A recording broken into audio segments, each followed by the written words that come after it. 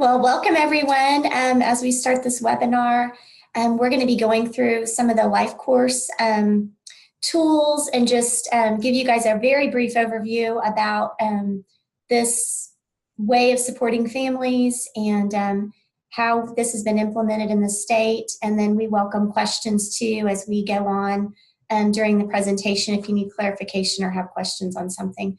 My name is Heather Pike and I'm with the Oklahoma Family Network.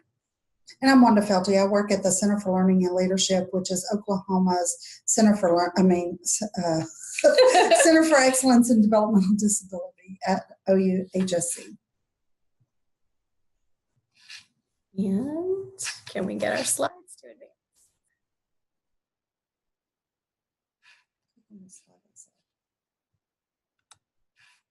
There we go. Okay. So first of all, we wanted to let you know to give credit where this came from.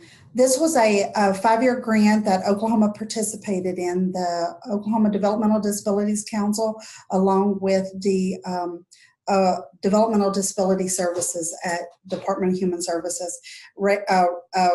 Proposed a grant, wrote a grant, won the grant for 5 years, but it was working for out of the University of Missouri and Kansas City for their University Center for Excellence in Developmental Disabilities. So the framework came out of that university, and the tools and the concept and the philosophy came from that community of practice grant. The community of practice grant was really designed to change the way states operated in supporting people with disabilities and their family. So any additional information, you're welcome to contact the University of Missouri out of Kansas City, get more information. At the end, there will be a link to all the material, but I really want to stress it's not necessarily about the tools, but really about the concept and philosophy. Don't focus on the tools. Those are just instruments to help you along as you're learning the process, but really it's about that philosophy of a good life for all.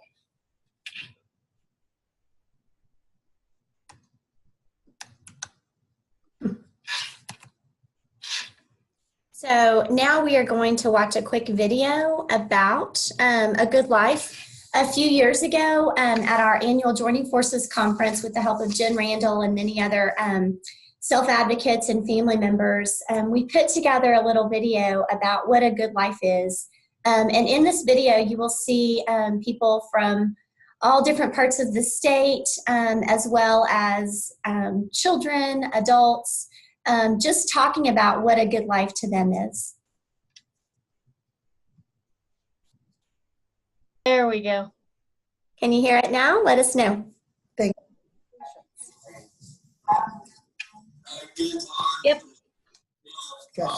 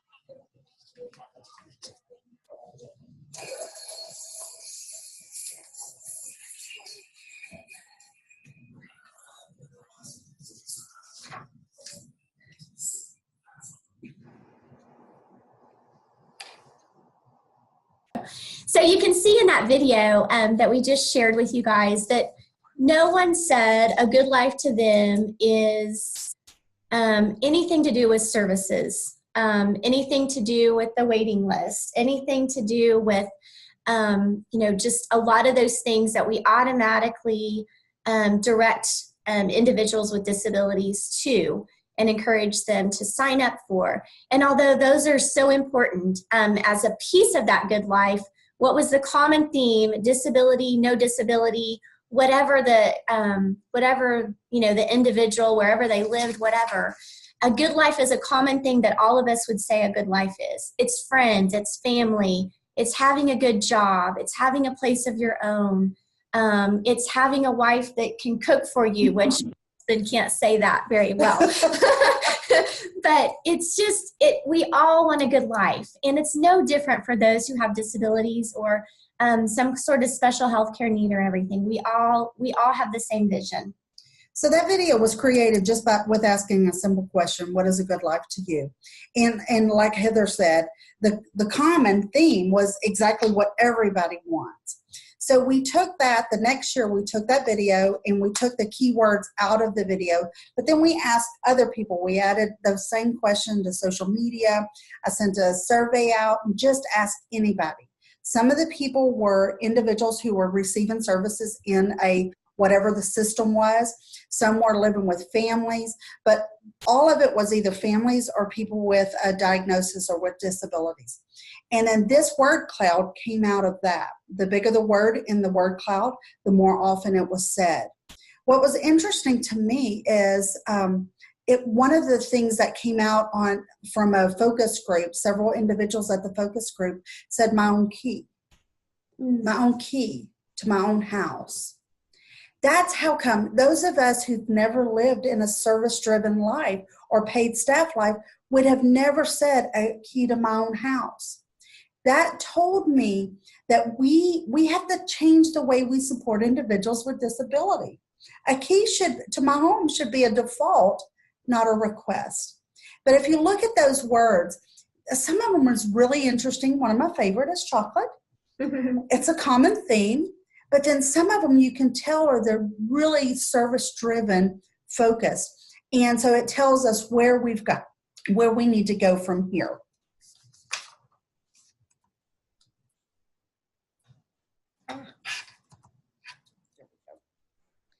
So this is just a visual of and putting a person in the middle. And so you see that you have the person, and then a typical person would have that support and surrounded by their family or friends. And then outside of that bubble, you would see the community. When a person has a disability, what we've done in the past is we've surrounded that person with those services.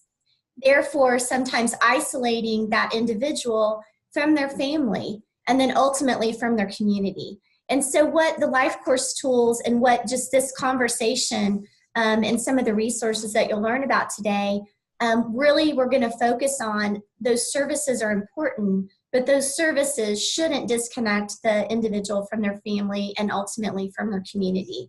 And so we're going to walk through just some of those kinds of ideas today through this presentation. If you look at the graphic on the right, that barrier between family and community has really been, and it was created in trying to address a need for the family and the individual. it started with good intentions, but it really did separate the individual from their family, from the community. And in fact, the service should actually enhance families, should enhance the community or that relationship with.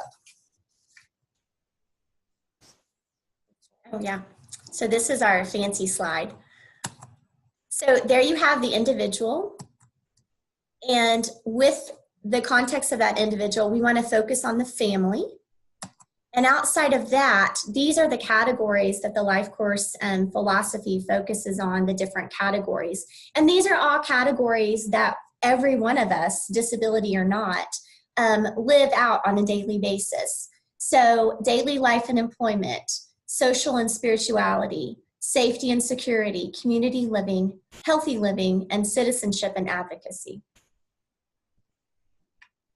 And then the next one focuses on what supports are needed to have a good life.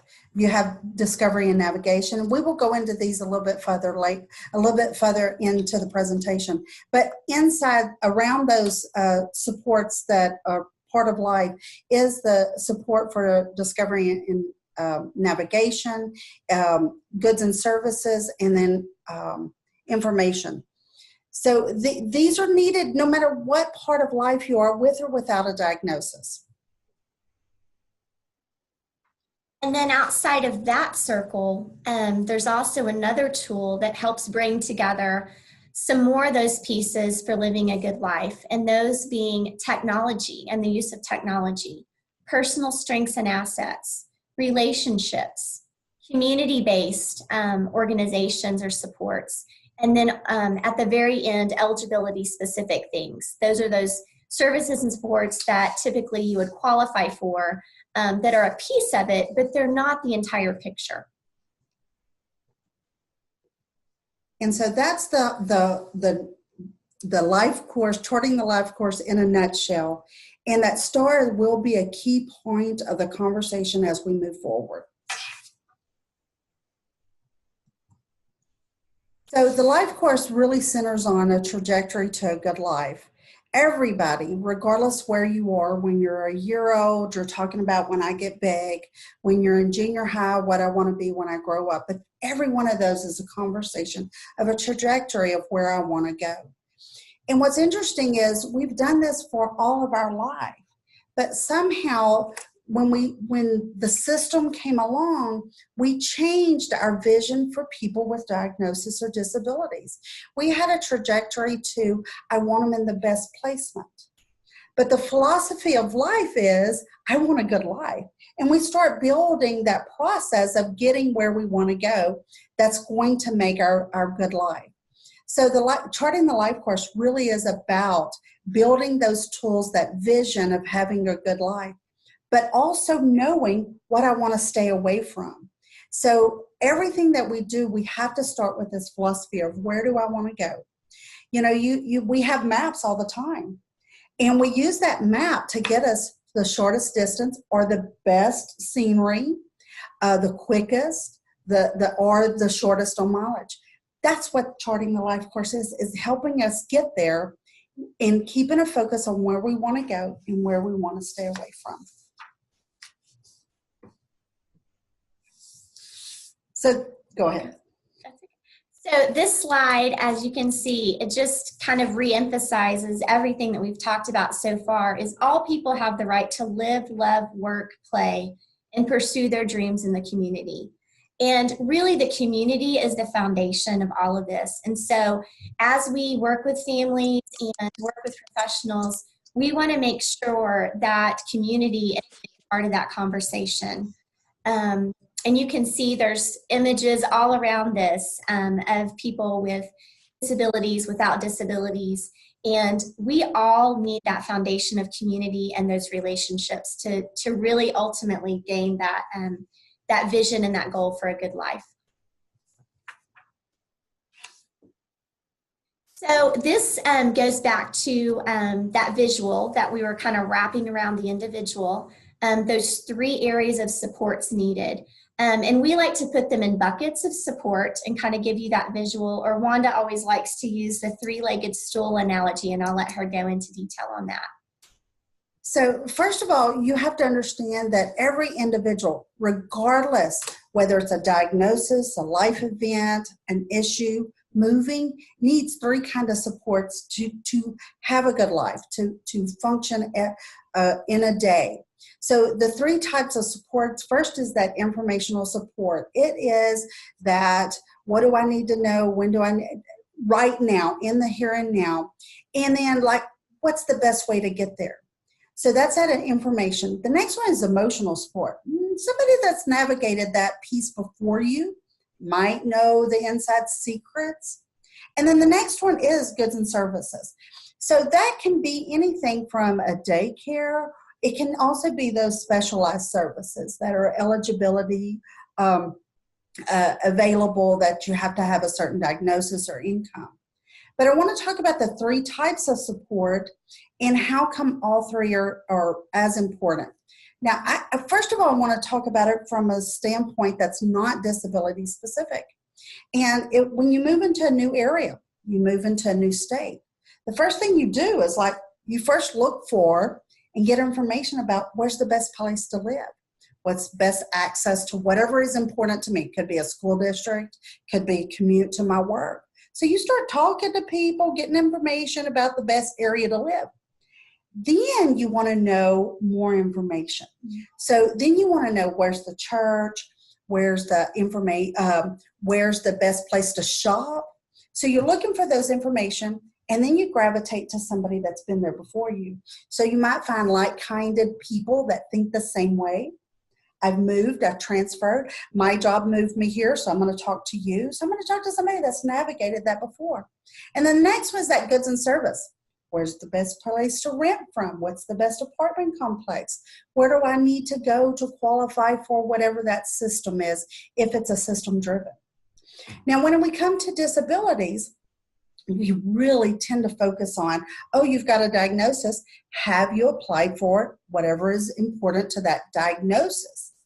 And we totally leave that information piece away, and we totally forget that emotional support.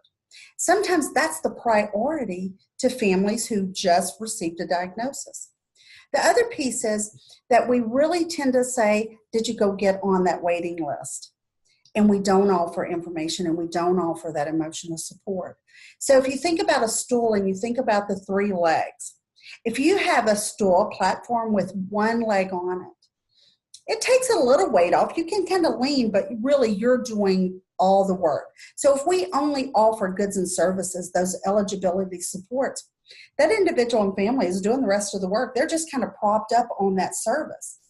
But if we offer one more of those supports, so it's got two legs, let's say we give them a lot of information about their diagnosis, about medical treatment, information about the diagnosis, and goods and services, then it's a two-legged stool. Who's doing most of the work?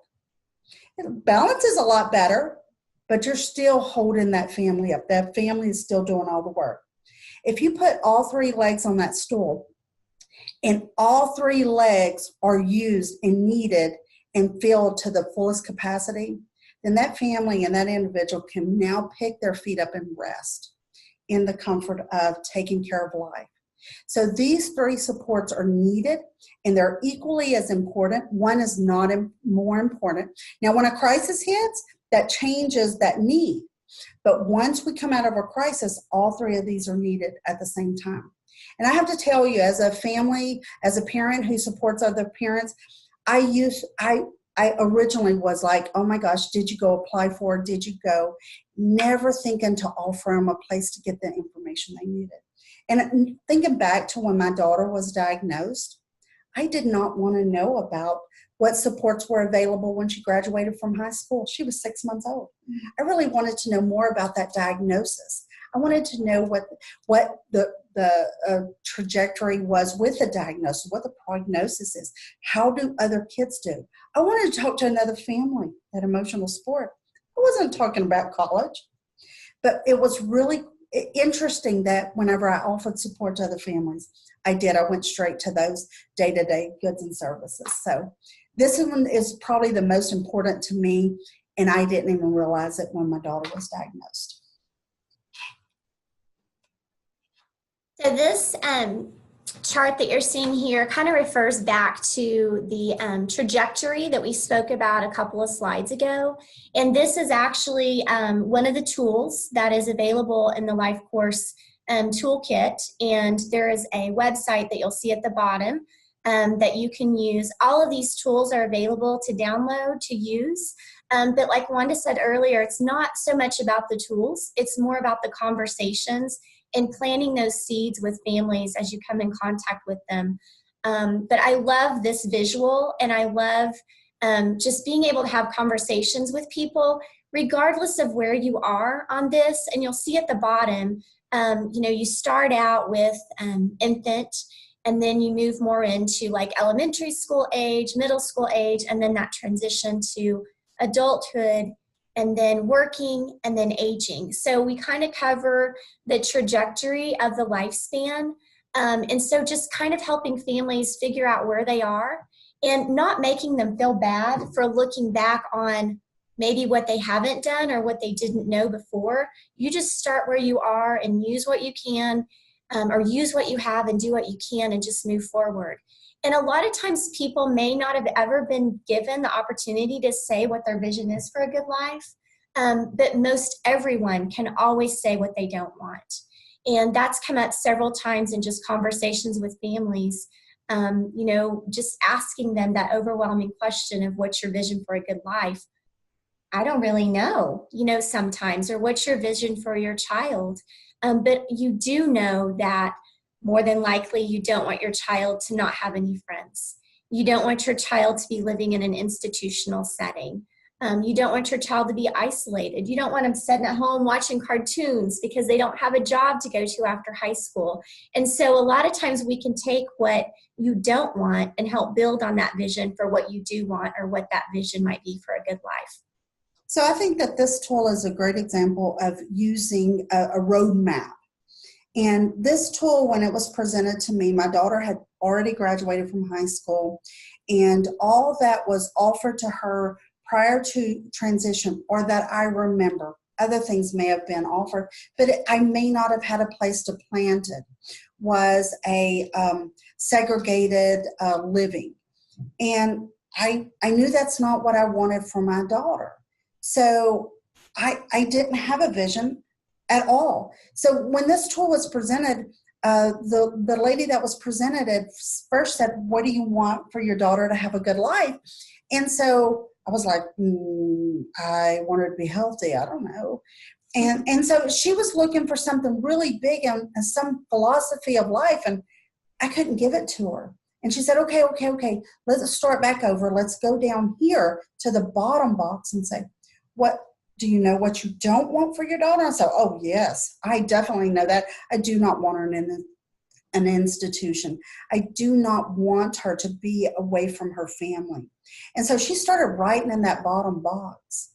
And what we learned through that time was the reason I didn't have a lot in that top box, I had never been given the opportunity to see what an individual's life can be like that has a similar diagnosis to my daughter. And so what it taught me was, from that day forward, I had a new look. I was keeping an eye out and trying to find things that I could put in that top box that would relate to my daughter. Now, this is where I charge professionals. From that day forward, I'll say, when they say, what do you want your daughter to work? I'll say, okay, do you have some examples of people like my daughter working? So it's a partnership with the professionals that support my daughter, the doctors, therapists, professionals in the system, to show me examples. And I say, yes, I want that. That's the independence. I do want her living in a community that welcomes her. I want her to have a job that means something to her, that is the reward for her. But I need professionals along the way that has the information I need to give it to me. The other thing that's most important about this tool is it doesn't matter what I did when she was an infant. It didn't matter what I did or didn't do when she was in school. What it says today, I can get on track and start shooting for that vision of a good life. The other thing about this tool is when they start that transition age, it gives the family the opportunity to hear what their child wants. And sometimes there's not ever a real opportunity for the family to say, I had no idea my son or my daughter wanted that. Here's what I wanted for them. And then it helps them have that conversation. We've got an agreement of where we don't want to go. Our vision for a good life might be different. And guess what? The vision my mom had for me and my vision were two different visions. It's part of life. But a lot of times the common theme is where they don't want to go. So this is a great tool to have a conversation. I don't pull this piece of paper out when I'm talking to families at all. I understand it now. First thing, so what do you want for your child? And then if the child is old enough, let's talk to him too. And then let's start that conversation of, let's get on the road and move now. Absolutely. And we want families and individuals to end up somewhere on purpose.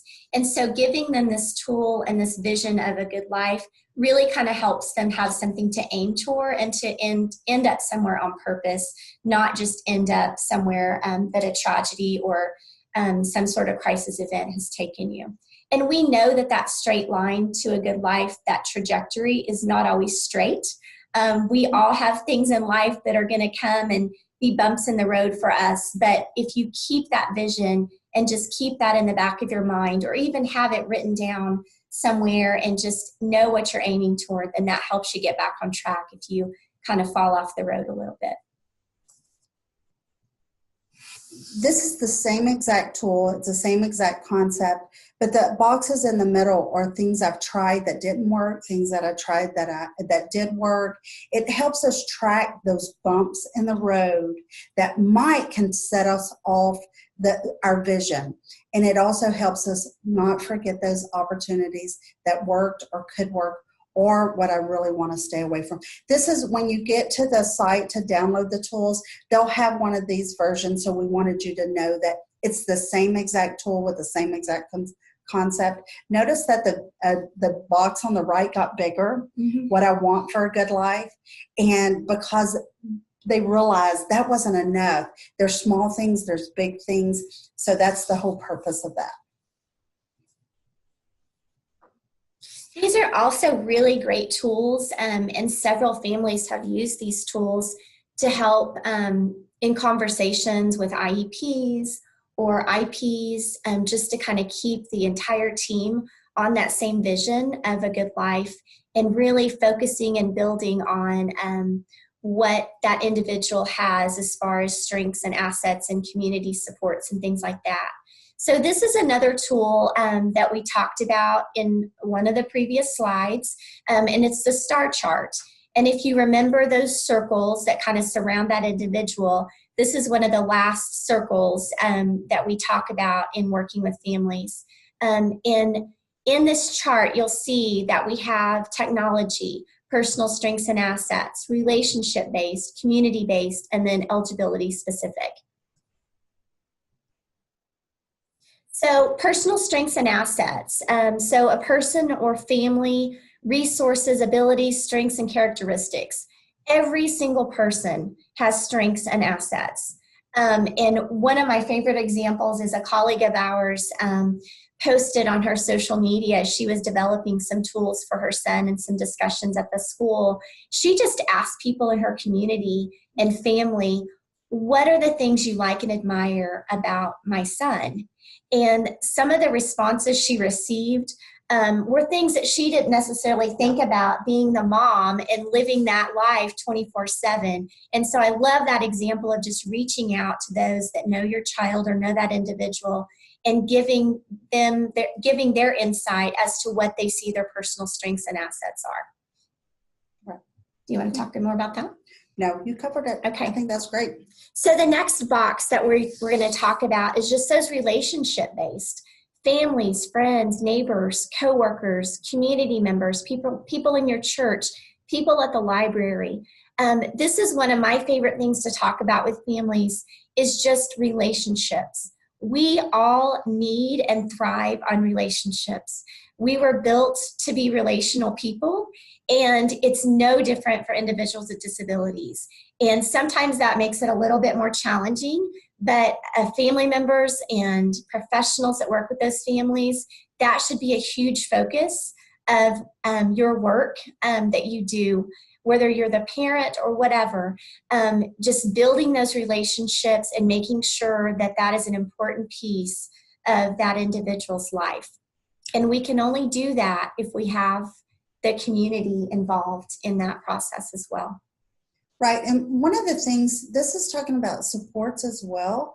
And all of us have used some kind of relationship to get our foot in the door, maybe that first job. We underestimate that power when it comes to our children with diagnosis or disabilities, that we can rely on that. So that's why that's so important to identify.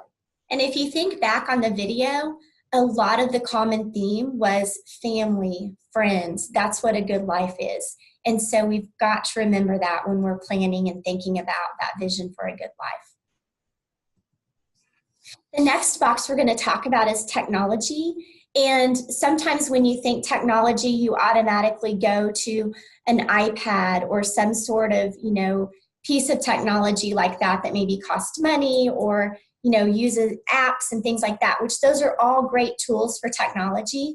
But also technology can be low-tech things. And you think about your life and how you use technology throughout the day, setting your alarm, setting your coffee pot to go off right before you get out of bed, so you get up and that's already done.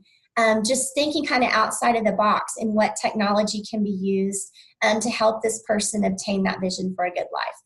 So technology also is probably the underutilized support to make a good life. Now, we use it in our life all the time. We can communicate with anybody, even on the lowdown. I can send a text back, y'all, I'm 5 minutes late.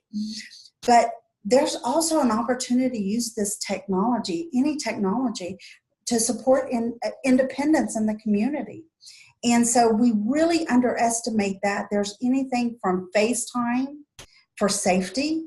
There's also just things as simple as a monitor that could help interact with an individual. And we should have some examples a little bit later as well. And the next part of the star chart is just those community-based. So school, businesses, churches, faith-based organizations. It could be public transportation. It could be the YMCA. Anything that you would access in the community would fit into that community-based box. That is accessible and available to any individual with or without a diagnosis. Again, sometimes when we as families get a diagnosis, we really start focusing on what we think is safe, and we only look for something that provides assistance to people with a diagnosis or a light diagnosis. And in fact, if we thought about our other children without diagnosis, then that would limit them. We can only use the services for girls with red hair. And then we would limit that. So we don't do it with our other kids. This changed my whole concept. The YMCA, as long as she's safe, why can't she utilize the YMCA? That's how we have to look at this. Girl Scouts, Boy Scouts, Campfire Girls, Boy Scouts, whatever.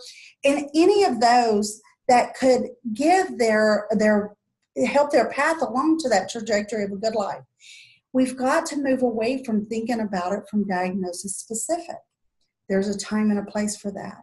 But families really have to focus on broadening up the availability.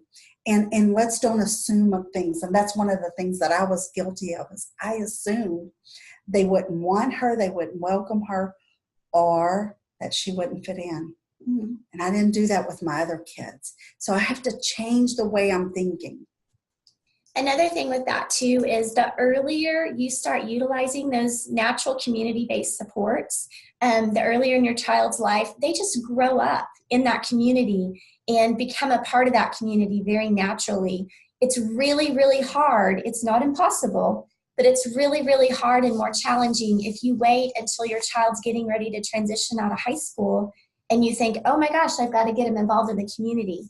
If they haven't had that foundation and those natural supports and those natural relationship building pieces that come out of being a part of their community, it's harder to do. So I always encourage families just to if your child wants to play soccer, go sign them up at the YMCA. Right. Let him be involved in that incidental learning with typical peers and just starting to develop those relationships. And then, when you grow up in that, then it just becomes a natural part of your life and your supports. And then the last box we're going to talk about is eligibility specific. So that would be, typically things that you would qualify for, whether it be disability specific diagnosis or maybe, financial qualifications, or maybe just where you live sorts of qualifications. So that can be anything from Medicaid to special education services to food stamps, or maybe DRS services. Right. And the thing is, there is a time and a place where these services are needed, but when we change the way we have the conversation with families or with ourselves, and if we start with personal strengths, community, relationships, technology, and then we still see a gap, then we go to the eligibility services. The thing is, if you think about SNAP or food stamps, we wouldn't say, let's go figure out how much food stamps you qualify for, and then you'll go get a job to supplement the other. It's the same thing. Those food stamps are to supplement what you already have attempted or not attempted to do, what you already have access to. It's the same thing. I'm telling you, they're needed, but we change the way we approach them. We don't start with the eligibility and then fill it in that way. We start with all those other supports and then supplement them with those eligibility supports. And then this is just an example of a star chart that someone has used, and they've put the goal in the middle. So it's an employment goal. And you can see how they filled in that star chart with all those different categories that we spoke about. And the neat thing about this chart is, although these were developed, all of these tools actually were developed for individuals with disabilities, with intellectual disabilities primarily, anyone and everyone can use these tools. I mean, those of you on this webinar right now, you could take this and use this with your employer. You could take this and use this with your child who doesn't have a disability, who's transitioning to college, or who's transitioning to a job, or any kind of life situation, which is one thing I really, really love, that these are so versatile and easy to use for anyone.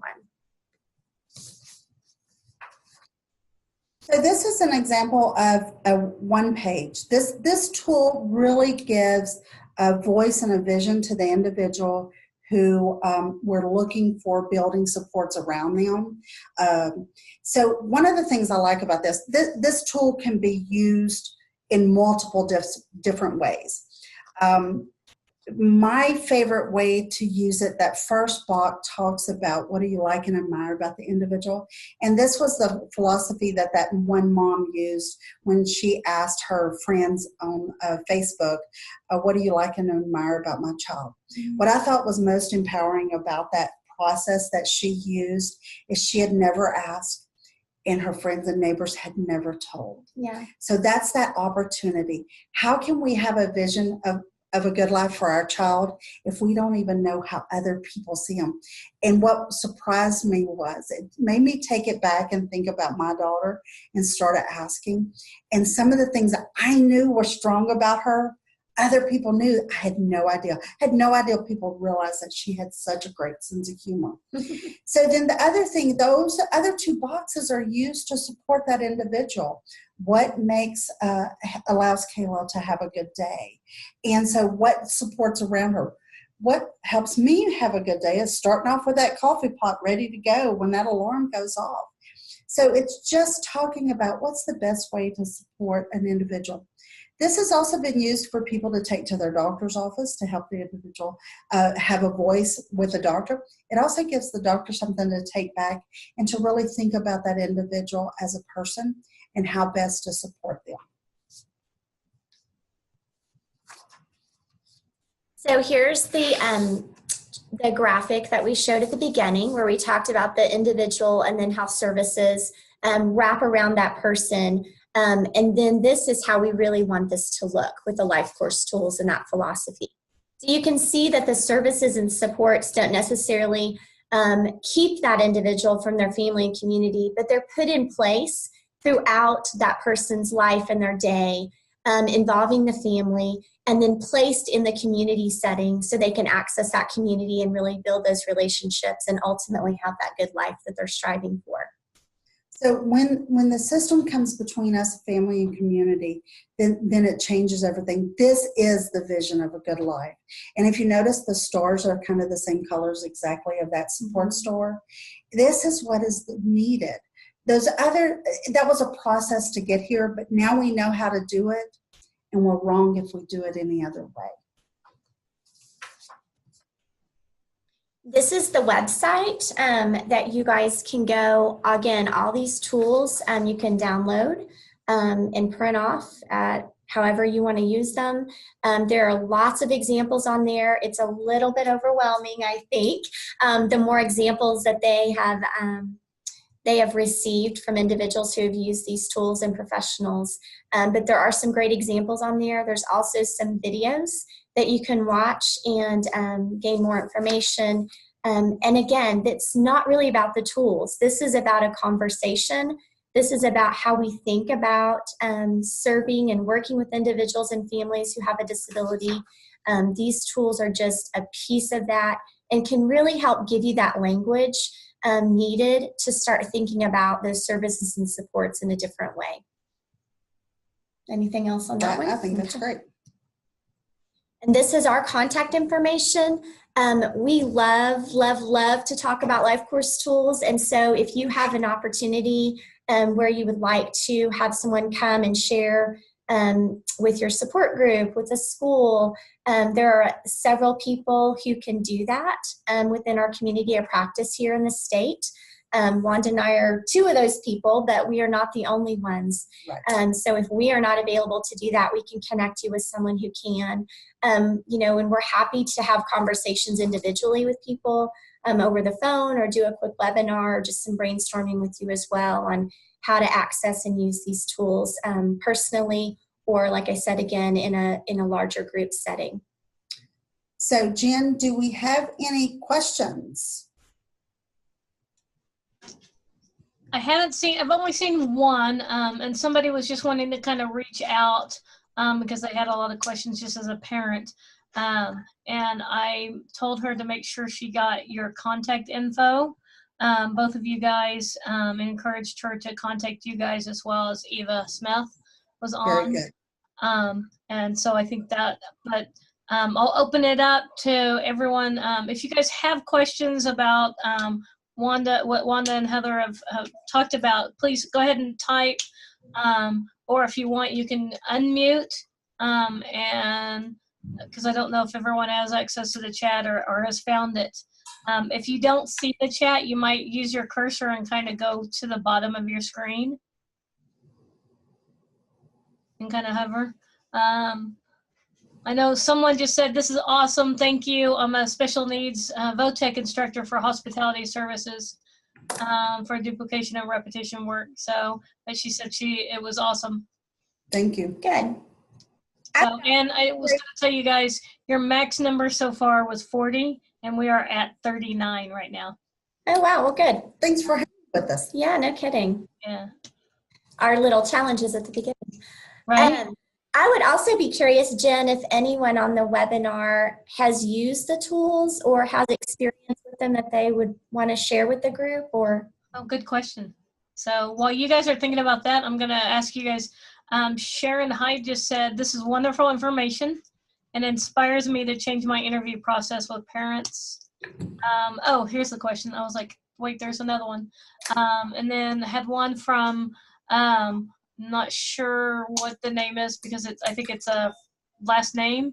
But it says, "When will you be able to receive an update from DDS about working the waiting list this year?" You guys have any info? So I know that they have mailed out the letters, first group that they will be processing.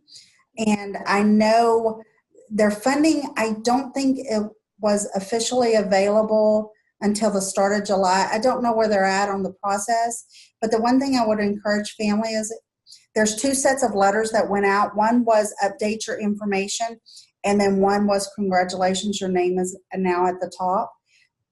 If you got the letter that says update the information, you have to contact any of those 3 ways of contacting DDS in order to update that information, even if you know your information hasn't changed. Because on there they have a question, do you want to stay on the waiting list or have your loved one stay? You have to let them know your intentions. They're trying to clean up that waiting list because at 12 years, that contact information and interest has changed. They really need to work on streamlining the process, so they're trying to update that information. So that's my encouragement to families. And also, whenever you do update your the individual's information, I did that for my son, and when they first sent that information out in the spring, and I received a call immediately from someone within the DDS organization or DDS agency verifying, because they had his middle name and his last name on in one area, and then his first name and his last name in another. So they called me within 5 minutes of me updating that information online and wanted to verify which name was the correct name to use for him. So they are paying attention to that. And then shortly after that, we also received an email from someone within DDS encouraging us and telling us about some other services that my son might qualify for while we're on the list. So not only are you updating that information and verifying that you want to remain on the wait list, but they are also, from my opinion, doing a very nice job and just reaching out to families and letting them know, hey, we see that your child might or the individual may qualify for this program that you're not utilizing. Very good. All right. A follow-up, and then I'll give you some other comments. Thanks for the DDS response. When do you typically know where they have stopped, as in working applications from blank date on the waiting list website? I don't know. Get the updated information till the next meeting, and the next meeting is in September. I think in September. I don't know the exact date. It's right before that meeting that they send me an update of what the application they're working. And at that meeting, we'll find out how many they have used, added to service that didn't qualify, that they couldn't find through this process of using the $2 million appropriation. Wanda, is that the waiting list meetings that you do quarterly? Yes, ma'am, they're What's quarterly. the website? Because I'll type the website into the chat. I think it's okwaitinglist.org. I couldn't remember. And on Facebook, it's Waiting in Oklahoma. That's the Facebook group or page. Okay.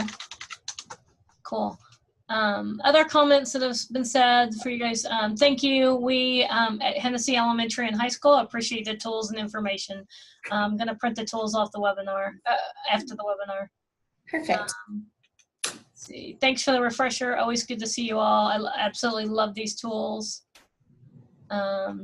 Yeah, lots of great stuff. This will be my first year teaching special education. This information is going to be very helpful this year. So what I would like to add is, for those who in education, that Heather and I would love to come talk to you as educators. We would love to talk to your families, because what I realize is I wish I would have known this one.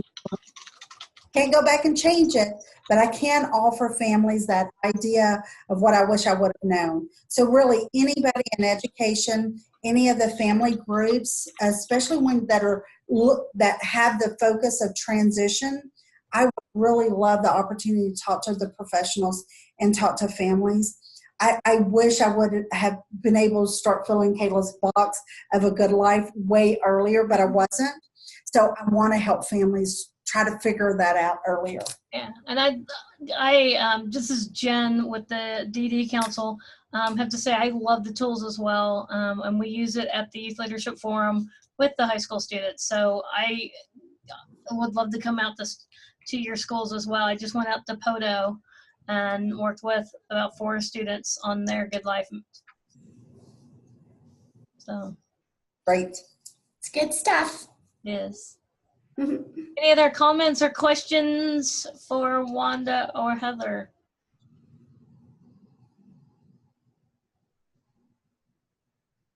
Three minutes. We're done 3 minutes early, so I will give 3 minutes of your day back. You all have a great summer, and we will be talking to you soon. Thank you, Wanda and Heather. We appreciate it.